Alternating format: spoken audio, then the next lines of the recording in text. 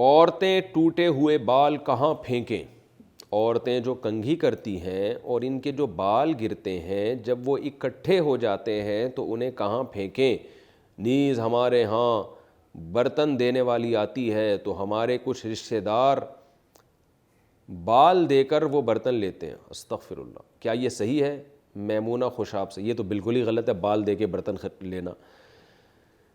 تو باقی خواتین کو چاہیے، دیکھیں اس میں کوئی، ویسے تو کہیں بھی پھینک سکتی ہیں، بال ہیں کہیں بھی پھینک دیں،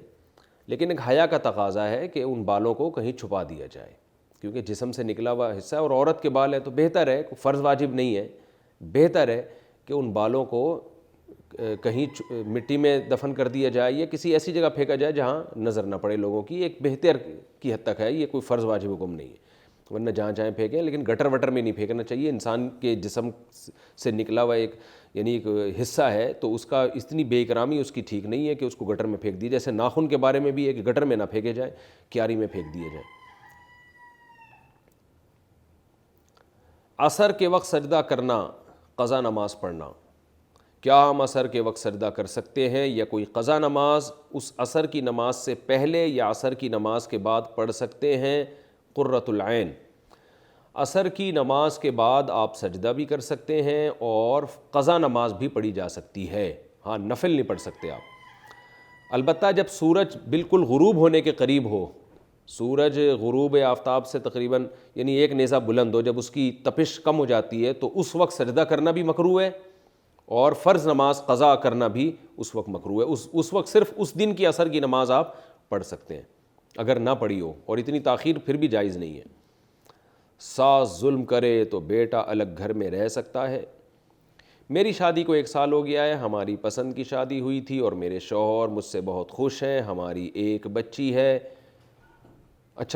ہماری ایک بچی ہو کر فوت ہو گئی ہے۔ میری ساس میرے شوہر کو بولتی ہیں کہ مجھے طلاق دے دیں، لڑائی جھگڑا بھی بہت کرتی ہیں،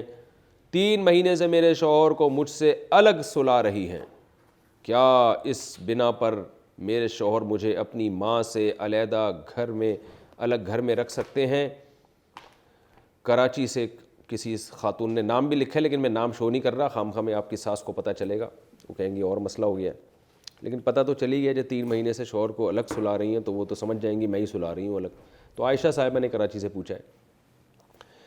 دیکھیں اصولی طور پر تو ایک طرف کا بیان سن کے فیصلہ نہیں کیا جا سکتا، آپ کی ساس کا بھی بیان میں سنوں گا تو فیصلہ کروں گا غلطی پر کون ہے، آپ ہیں یا وہ ہیں، لیکن بالفرض اگر ایسا ہو رہا ہے، دیکھیں اصولی طور پر اللہ نے والدین کا اتنا حق بیان کیا ہے کہ نبی نے فرمایا کہ ماں اگر بیٹے کو حکم دے کہ بیوی کو چھوڑ دو تو حکم ہے کہ چھوڑ دے اس کو، لیکن علماء کہتے ہیں یہ اس صورت میں ہے، کیونکہ حدیث سے پتہ چلتا ہے کہ اس صورت میں ہے کہ بیوی بہت زیادتی کر رہی ہو شوہر کی ماں کے ساتھ، تو پھر ایسی صورت میں تو اگر آپ بہت زیادتی کر رہی ہیں شوہر کی ماں کے ساتھ، ساس کے ساتھ بہت ظلم کر رہی ہیں، تو پھر تو ماں کا مطالبہ ٹھیک ہے، لیکن اگر ایسا نہیں، آپ نارمل زندگی گزار رہی ہیں جیسے سب گزارتے ہیں اور ساس نے آپ پر کام کا بہت زیادہ بوجھ ڈالا ہوا ہے یا وہ آپ کے ساتھ خامخواہ میں آپ کو ٹارچر کر رہی ہیں، تو پھر یہ ساس کی طرف سے زیادتی ہو رہی ہے، اور ایسی صورت میں شوہر پر لازم ہے کہ وہ بیوی کو ساس سے الگ گھر لے کے دے، بالکل سیپریٹ انتظام کرے اس کے لیے، اگر وہ نہیں کرے گا تو گنہگار ہوگا۔